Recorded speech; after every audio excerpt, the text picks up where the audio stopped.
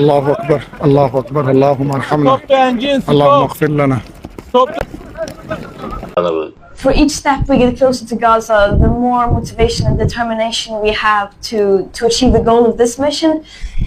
അതായത് ഗാസയുടെ അടുത്തുകൊണ്ടിരിക്കുമ്പോൾ ഞങ്ങൾക്ക് പ്രതീക്ഷയുണ്ട് ഈ ഒരു ദൗത്യത്തിൽ ഞങ്ങൾ വിജയിക്കുന്നുണ്ട്. കാരണം കഴിഞ്ഞ പ്രാവശ്യം ഇതേപോലെ ഒരു ദൗത്യം നടത്തിയിരുന്നു ഇതേ പെൺകുട്ടി തന്നെ. അന്ന് 50 കപ്പലൊന്നും ഉണ്ടായിരുന്നില്ലെങ്കിലും 10-24 കപ്പലൊക്കെ ഉണ്ടായിരുന്നു. അന്ന് ഇവരുടെയൊക്കെ അറസ്റ്റ് ചെയ്ത് ഇസ്രായേലി ജയിലിലിട്ടി പെൺകുട്ടിനെ, പിന്നെ അവിടെ നിന്ന് വിടുകയാണ് ചെയ്തത്. അപ്പൊ ആ ദൗത്യം ഒരു പരാജയമായിട്ട് വേണമെങ്കിൽ കണക്കൂട്ടാം. കാരണം വെച്ചാൽ എത്തിയില്ല, ഗാസയിലേക്ക് എത്തിയില്ല. അപ്പൊ ഈ ഒരു അവസരത്തിൽ ഗാസയിലേക്ക് എത്താൻ പ്രതീക്ഷയുണ്ട് എന്നാണ് തുടക്കത്തിൽ തന്നെ പറയുന്നത്. Deliver the humanitarian aid, break the illegal and inhumane siege on Gaza, and open up a people's humanitarian corridor.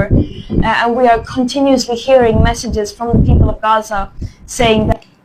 അപ്പോ എന്താ വെച്ചാൽ ഇത് ഇല്ലീഗൽ ആയിട്ടുള്ള ഈ ഇസ്രായേൽ തന്നെ ഒരു ഇല്ലീഗലാണ്, ഒരു നിയമവിരുദ്ധ രാജ്യമാണ് ഇസ്രായേൽ തന്നെ. അങ്ങനത്തെ ഒരു രാജ്യം മറ്റൊരു രാജ്യത്തിന്റെ മേലെ കയറി കയ്യൂക്ക് കൊണ്ട് മാത്രം കയറി ആക്രമിച്ച് കീഴ്പ്പെടുത്തി, അതും മറ്റൊരു ഇല്ലീഗലാണ്. എന്നിട്ട് ആ അവസ്ഥയിലാണ് ബാക്കി വരുന്ന പാലസ്തീനികൾ എങ്ങനെ വളഞ്ഞു വെച്ച് ഭക്ഷണം വെള്ളം ഒന്നും ഇല്ലാതെ ഇട്ടിരിക്കുന്നത്. അപ്പൊ അത് പിന്നെ മനുഷ്യത്വരഹിതമായ കാര്യമാണ് ഇസ്രായേൽ ചെയ്യുന്നത് എന്നാണ് പറയുന്നത്.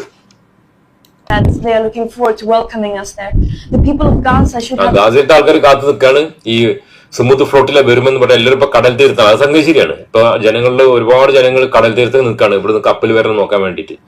അപ്പൊ അത് അവിടെ കാത്തു നിൽക്കുന്നുണ്ട്. Who to welcome. So we are very much hoping that we will be able to continue our peaceful humanitarian mission, completely abiding by international law. ഇവര് വരുന്നത് ഇല്ലീഗലായിട്ടല്ല, ഇവര് അന്താരാഷ്ട്ര നിയമങ്ങളൊക്കെ അനുസരിച്ചുകൊണ്ട് അതത് രാഷ്ട്രങ്ങളിൽ നിന്നുള്ള അനുവാദങ്ങൾ വാങ്ങി, പിന്നെ ഇസ്രായേലിന്റെ അതിർത്തി ഒന്നല്ല, പിന്നെ അന്താരാഷ്ട്ര ജലം എന്ന് പറയുന്നത് ഇവരുടെ അതിർത്തി ഒന്നല്ല. അപ്പൊ അതിൽ കൂടെ സഞ്ചരിക്കാലോ. അപ്പൊ എല്ലാ അനുവാദത്തോട് കൂടിയിട്ടാണ് സഞ്ചരിക്കുക. അപ്പൊ ഇല്ലീഗൽ അല്ല ഇവര്. അത് മാത്രല്ല, ഇങ്ങനെ ഈ പിന്നെ എന്താ പറയാ റെസ്ക്യൂ ദൗത്യം പോലെ ഒക്കെ ഉണ്ടല്ലോ, ഏതൊരു രാജ്യം അപകടത്തിലാണെങ്കിൽ പോയിട്ട് ഭക്ഷണം കൊടുക്കാലോ. അപ്പൊ അതുപോലത്തെ ഒരു ദൗത്യം അംഗീകരിക്കുന്ന അന്താരാഷ്ട്ര സമൂഹം അംഗീകരിച്ചതാണ്. അപ്പൊ ഇവർ വരുന്നത് നിയമപരമായിട്ടാണ്, പക്ഷെ ഇസ്രായേൽ ചെയ്യുന്നത് നിയമവിരുദ്ധമാണ് എന്നതാണ് അവർ പറയുന്നത്.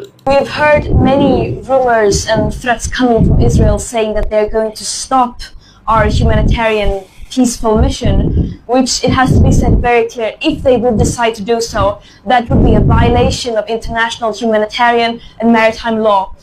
They are not. അവര് തടഞ്ഞിട്ടുണ്ടെങ്കിലോ അപ്പോ ഈ അന്താരാഷ്ട്ര നിയമങ്ങളുടെ ലംഘനമായിരിക്കുന്നവരാണ്. അതിന് ഇസ്രായേലിന് എന്താ അന്താരാഷ്ട്ര നിയമങ്ങള്, എന്താ അന്താരാഷ്ട്ര നിയമങ്ങൾ ഇല്ലല്ലോ. തോന്നിയ രാജ്യത്തിന് പോയി ബോംബിടാലോ, എന്തും ചെയ്യാലോ, എന്താണ് ആവശ്യം ചെയ്താലും ചോദിക്കാൻ പറയാറില്ലല്ലോ. എന്തായാലും അന്താരാഷ്ട്ര നിയമം ലംഘിക്കലായിരിക്കുന്നവരാണ്. അത് ഓൾറെഡി ഡെയിലി ലംഘിച്ചുകൊണ്ടിരിക്കുകയാണ്. അങ്ങനത്തെ ഒരു രാജ്യമാണ് Israel. Allowed to prevent humanitarian aid from entering Gaza, and what we are doing is sailing peacefully on international waters, completely abiding by international law. We are not carrying weapons, we are carrying food, medical supplies, baby formula, sanitary products, and പിന്നെ പറയുന്നത് ഞങ്ങള് ആയുധങ്ങളായിട്ടല്ല പോകുന്നത്, ആർക്കും check ചെയ്യാം. ഭക്ഷണ സാധനങ്ങൾ മാത്രമായിട്ടാണ് പോകുന്നത്. ഭക്ഷണ സാധനങ്ങൾ പിന്നെ അത്യാവശ്യ മനുഷ്യർക്കുള്ള അത്യാവശ്യ സാധനങ്ങളുടെ ആവശ്യം ഉണ്ടാവില്ല, അത് എന്തെങ്കിലുമൊക്കെ അതൊക്കെ ആയിട്ടാണ് ഞങ്ങൾ പോകുന്നത് എന്ന് പറയാണ്. We cannot accept Israel saying that they will stop this mission. That would be yet another war crime, adding to the very long list of war crimes they have committed towards people in the Palestinian cause. ഇനി ഈ Israel തടയുകയാണെങ്കിൽ അതൊരു യുദ്ധ നിയമവിലംഘനമായിരിക്കും എന്നുകൂടി പറയാണ്.